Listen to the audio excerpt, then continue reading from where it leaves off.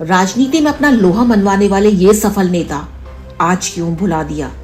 देखिए हमारा प्रोग्राम हमारे चैनल आई ऑफ ट्रुथ पर। लोकसभा इतिहास में पहली बार ऐसा हुआ होगा जब विपक्ष के स्पीकर रहे हंसमुख कांग्रेसी नेता पीके संगमा ने सोनिया गांधी के विदेशी मूल के मुद्दे को उठाकर गांधी परिवार से राजनीतिक टकराव मोल लिया था। पूर्वोत्तर राज्य मेघालय की गारो आदिवासी समुदाय से ताल्लुक रखने वाले संगमा का नाम एक और मामले में संसदीय इतिहास में दर्ज हुआ था और वह था स्पीकर द्वारा बिना कारण अचानक सदन की कार्रवाई को अनिश्चित काल के लिए स्थगित कर देना। वह दिन था 24 नवंबर 1997 का, जब लोकसभा में पूर्व प्रधानमंत्री राजीव गांधी की हत्या मामले में जांच कर रहे जैन आयोग की रिपोर्ट का लीक होना।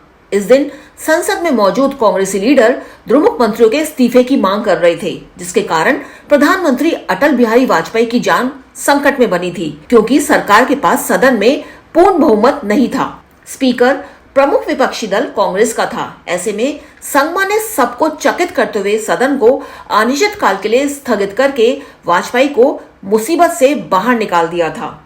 यहीं से संगमा और सोनिया गांधी के बीच टकराव की शुरुआत और कांग्रेस में एक और विभाजन की नींव पड़ी थी। सन 1999 में जब सोनिया गांधी के विदेशी मूल का मुद्दा तूल पकड़ा, ऐसे में कांग्रेस के 3 दिग्गजों शरद पवार, पीए संगमा और तारिक अनवर ने इसी मुद्दे को कांग्रेस कार्य समिति की बैठक में उठाया। बैठक में हंगामा हुआ और पार्टी में विभाजन हो गया और राष्ट्रवादी कांग्रेस पार्टी का गठन हुआ। वैसे उस समय यह बात चर्चा में आई कि संगमा की सोनिया गांधी से नाराजगी किसी और कारण से थी।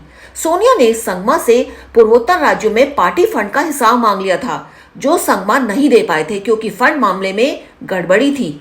पूर्वोत्तर के सभी मामलों में सोनिया गांधी ने संगमा को खुली छूट दे रखी थी। संगमा ने मेघालय के तुरा के गवर्नमेंट हाई स्कूल से पढ़ाई की। पॉलिटिकल साइंस में मास्टर करने के बाद वे डिब्रूगढ़ के डॉन बॉस्को हाई स्कूल में पॉलिटिकल साइंस पढ़ाने लगे।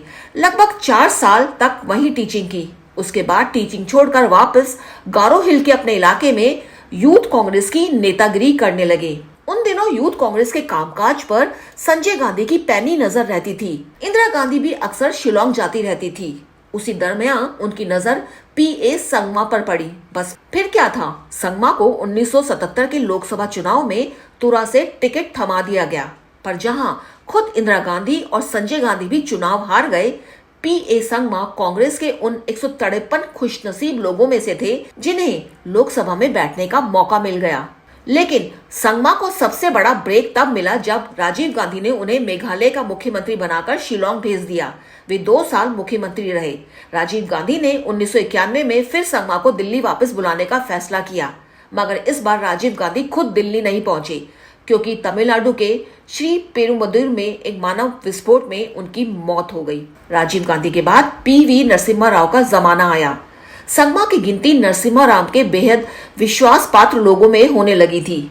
राव ने उन्हें पहले कोयला, फिर श्रम और आखिरी दिनों में सूचना एवं प्रसारण मंत्री बनाया। बतौर लोकसभा अध्यक्ष और वैसे भी संगमा के पत्रकारों और सभी नेताओं से अच्छे संबंध थे। कम लोग ये जानते होंगे कि संगमा अपने स्टूडेंट काल में शुरुआती दौर से जासूसी उपन्यास पढ़ने के बड़े शौकीन थे और उस दौर में ऐसे उपन्यास लिखने में माहिर अगाथा क्रिस्टी के संगमा इतने बड़े प्रशंसक थे कि उन्होंने अपनी पुत्री के नाम का पहला अक्षर अगाथा रखा था। कुशाल जीना के साथ अनुजन रौदगी, आई ऑफ ट्रुथ। हमारे चैनल आई ऑफ ट्रुथ को सब्सक्राइब कीजिए यूट्यूब पर, इसे फॉलो कीजिए फेसबुक पर, इंस्टाग्राम पर, ट्विटर पर और कू पर। हमारे चैनल के बारे में फीडबैक देने के लिए हमें मेल कीजिए ioftruth.6@gmail.com पर।